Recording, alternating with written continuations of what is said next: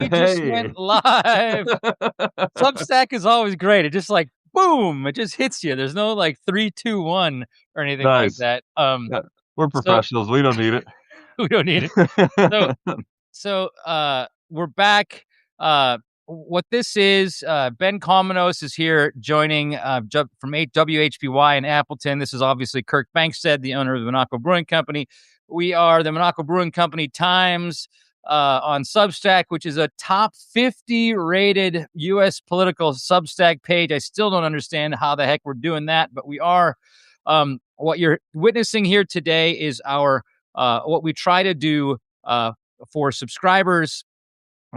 Also, and we get in deeply into many of our writers' essays, and we have a bunch of stable of writers. And Ben is our Tuesday guy, and Ben was in Greece or in Thailand for a couple of weeks, and so we haven't done this for a while. So excited to have you back, Ben.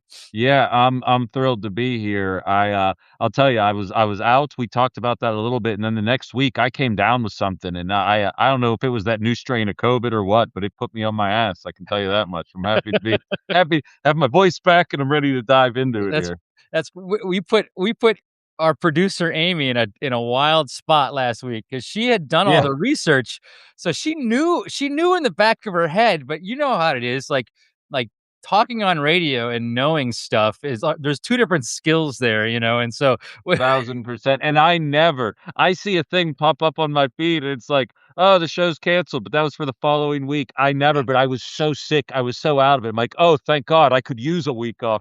And then I'm taking a midday nap. I fell asleep at 4 p.m. and I wake up and my phone's blowing up. And come it's like, on, where are you Ben, at, dog? you're What's on. going on? And I was like, oh no, Yeah. I had imagine waking up from a nap, having no voice, and then having to dive into the content that you had laid out there. I was like, there's no scenario where I'm going to be useful to you guys It right was it now. was it was a lot. It was we packed a lot into yesterday's show. Yeah.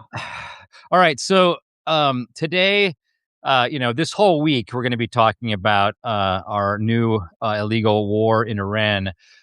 Tomorrow, and you don't even know this, Ben. We have retired Army Colonel George Mason joining us, who's actually done this kind of scenario building in the Pentagon for years and knows tons about foreign policy. So he's going to be our third guest tomorrow. So we're going to go way deep into Iran tomorrow. But your essay today was basically about hypocrisy, both on the right and on the left. And with that, I want you to kind of explain the gist of what you wrote about today.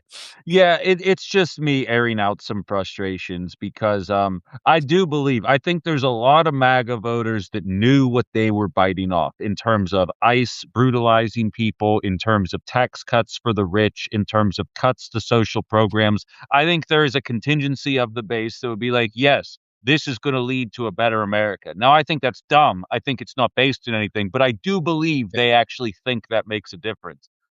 I don't think a single one of them wanted to see this war break out. I think everybody in MAGA was actually anti-war. They were frustrated with the Democrats' approach to it and wanted to vote for something new.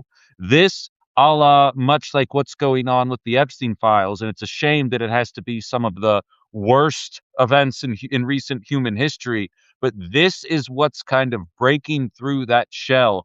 And despite the fact that we're watching American lives already start to get lost, and we're barely 72 hours into this process yet. We are seeing the MAGA manosphere, as they call it, the podcast. Anybody that actually thinks for themselves, willing to come out and speak about this kind of thing.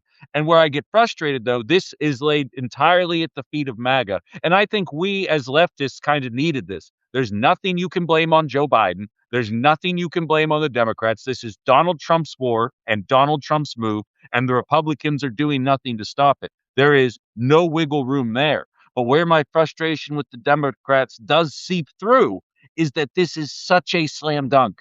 This is such a slam dunk. And I know deep down there is a large contingency of the Democratic Party that is cheering that this happened.